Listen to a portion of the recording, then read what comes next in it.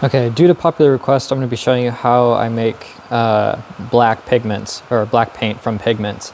And so what I use is Ivory Black. That's kind of the pigment that I use for my black.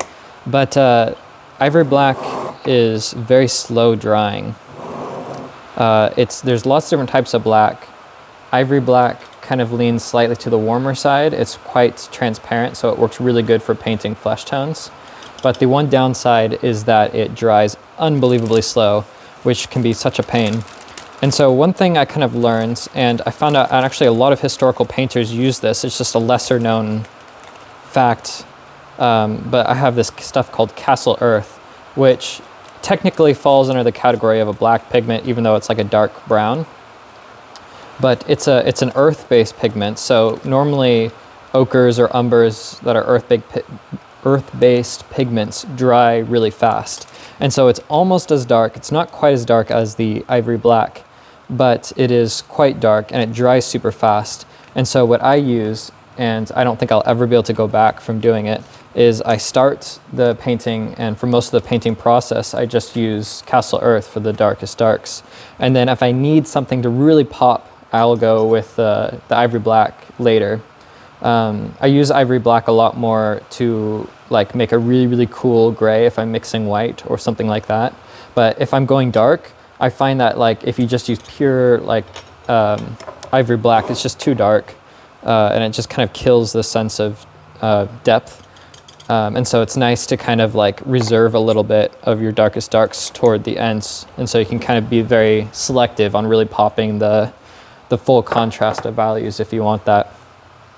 So this is also will be good because Cassel Earth is an earth-based pigment, so it uses less oil, dries really fast. Ivory Black is extremely, extremely thirsty. It will take lots and lots of oil, and it's very slow drying. And so this will be kind of cool to kind of show how the two different pigments behave when I'm molding them. So I made a video several years ago where I used a candle for a molar, and I realized I left my molar back in Italy. I'm back in Oregon right now for the holidays. So I found another candle that has a smooth glass bottom and prepared that. So I can use that. I just used some, let's see, I have it right here, silicon carbide. It's 100 grit. I had a lot of questions last time about like the grit. This is from Rublev, 100 grit silicon carbide. I just put a little bit on the glass and on the or both pieces of the glass and mold it around, and it made it very abrasive. So let's see, let's start with the Ivory Black. And so this is one of those things I kind of learned from trial and error. When I'm making lead white, which uses hardly any oil, you kind of start with it being very very dry, and then the more you mull it, it actually starts to loosen up. Ivory Black is the exact opposite, and I learned this the hard way of struggling with it so long to try to get it to work. But you actually want it to be a little looser than you want the final product to be. And then as you mull it, it actually tightens up, which is the exact opposite of like lead white. And so it took me a few times of like, you know, having it be dry the same way I would with lead white, and just never getting it to be fully saturated. When I would put it on the painting, it would just look gray, and it would be super chalky and just look terrible. And I thought it was a poor quality of black, but it turned out I just didn't have enough oil in it. So I'm gonna add a little bit more oil. And then another kind of secret, not really a secret, but just something I figured out along the way, is Ivory Black is also, it sinks in like crazy, which just means that the oil kind of sinks into the layers underneath, and it makes it kind of matte on the top, not fully saturated. And it's just the most annoying thing to work with ever. And so I found the best way to prevent that is to add a little bit of sun-thickened linseed oil, stand oil, epoxide oil, something like that. It just kind of helps the oil stay on the surface and gives it this nice kind of gloss to it. So I'm just literally, it's very thick. I'm just gonna add like a drop or two. And this is epoxide oil, which is the same thing as like stand oil. So I'm just using a couple drops of that in. And that is just gonna help it keep the shine. and not get sunk in as much. If you use stand oil or epoxide oil, it will expedite the drying time. It'll make it dry faster. If you use vacuum bodied linseed oil, it'll actually slow down the drying. So you really don't want to use that. And I guess I should mention, I'm using pale grinders oil, which this stuff is specifically made for light pigments, but I'm just using a little bit now. There's no harm in using that. It's just a bit more expensive than normal linseed oil. Okay, so I've kind of got it kind of mixed together a little loose. This is pushing it on kind of the drier side, but I think because I added the stand oil, it's a little bit sticky, so I think it will be fine. I think this will work well to mull. So I'm just going over, I'm spreading it out very thin.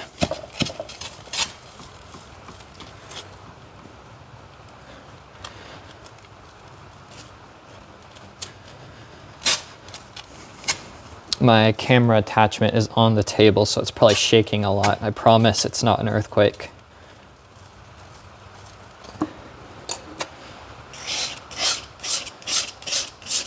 So let's see.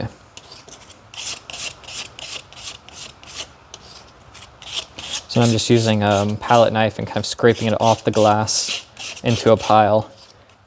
I'm trying to see kind of if it's the consistency that I like it. And this is actually really nice.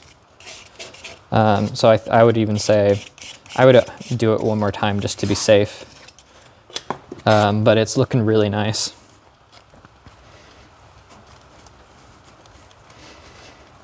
You want to make sure, like if you're making a full tube of paint, that you do it in little sections, because you really want to get the oil to surround the body of each individual pigment particle.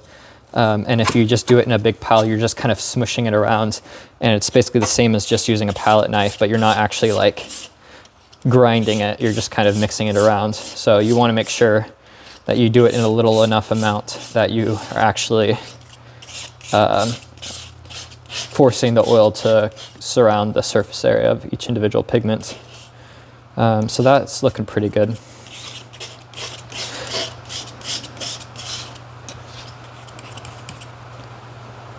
And so this is just pure ivory black, or technically it's a bone black, because it's made with bones. Ivory black, the technical definition would be being made with ivory, which is extremely illegal. You can get like some genuine stuff that's made from like old piano keys and stuff like that, but it's like for those people that like collect pigments. It doesn't really have much practical use for it.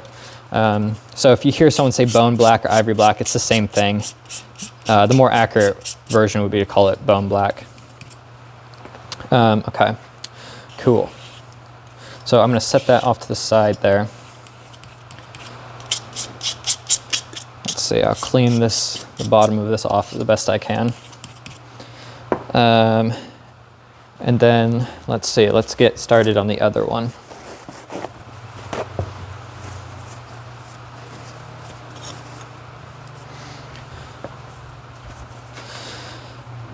So for this, the Cassel Earth, I'll be using a lot less oil.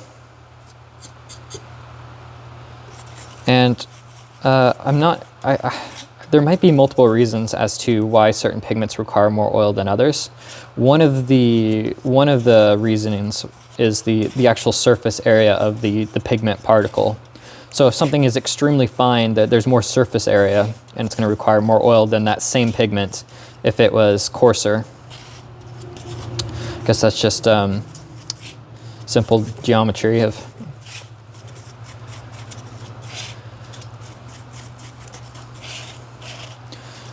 mixing this guy around. I'm gonna add a little bit more.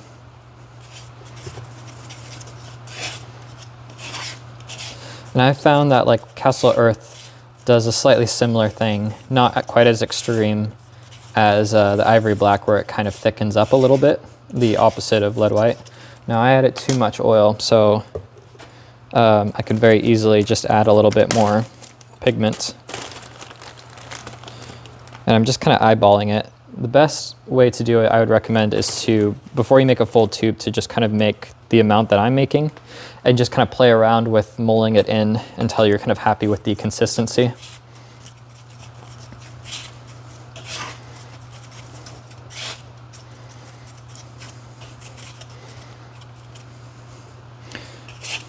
I've got a little too little.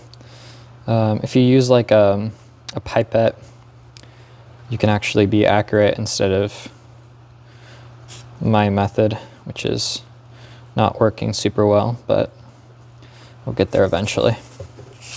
Okay. So it's less crucial with this, but I'm going to add a little bit of the stand oil as well to this.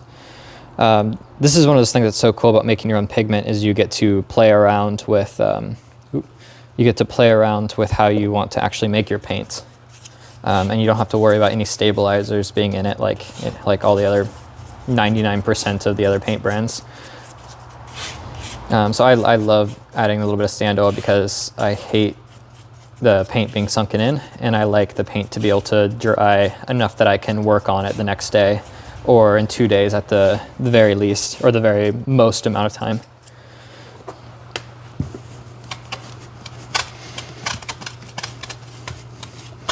So I'm just doing the same thing, just kind of mulling it around. And I was actually surprised how well the Ivory Black, how quick it was for that little bit, because normally it takes me a little longer to get the Ivory Black to be like shiny and all emulsified together. Umbers and ochres tend to incorporate in the oil very fast. I don't know the science why, it just does. Okay.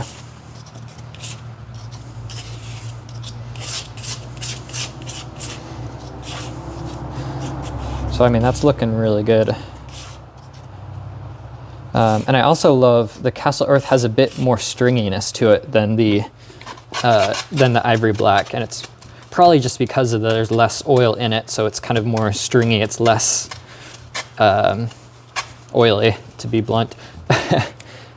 But yeah, I love working with this Cassel Earth, and it just keeps stuff not getting too cool, too dead. Kind of keeps this warm transparency. And then if I ever need to really bump it up a little bit more, I can add a little bit of Ivory Black into that. But you know, the archivalness of the painting is largely dependent on the amount of oil that's in it. And so if you can find out ways to do the same thing, or in this case, I like it even better with less oil, then, you know, that's the best way to do it. Okay, so I just put these colors on my palette. I'm working on a painting where I'm using mostly a limited palette. I just made some lead white as well. So let's see, you can see this is the Cassel Earth and the Ivory Black.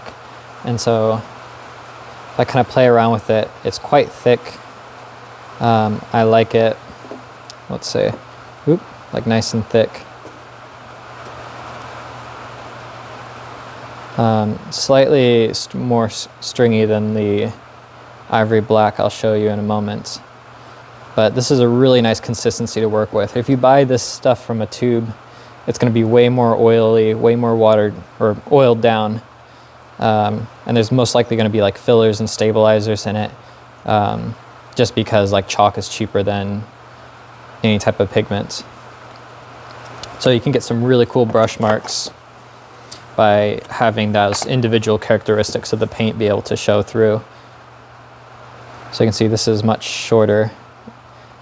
Not as stringy. I can feel it's more oily than the, sorry, I'm getting a glare. It's more oily than the Cassel Earth, but it is darker, you can see. So it's crazy how if you key everything with like a Cassel Earth type value, then like when you add this little pop of extra dark, how it just makes everything, or you know, the areas you really need it to pop or be dark, it really makes that stand out. Here's another painting that I'm working on where I'm doing a similar thing. Maybe this is a better example.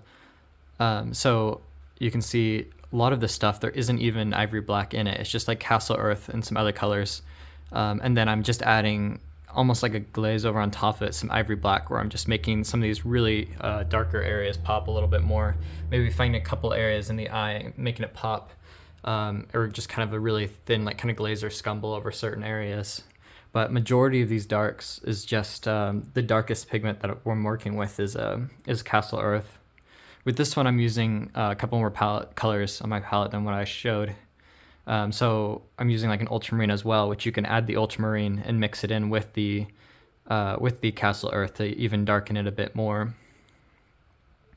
So you can see like this is just the imprimatura. I haven't even, this is like white chalk, so I haven't even touched the hands yet, which I really need to do.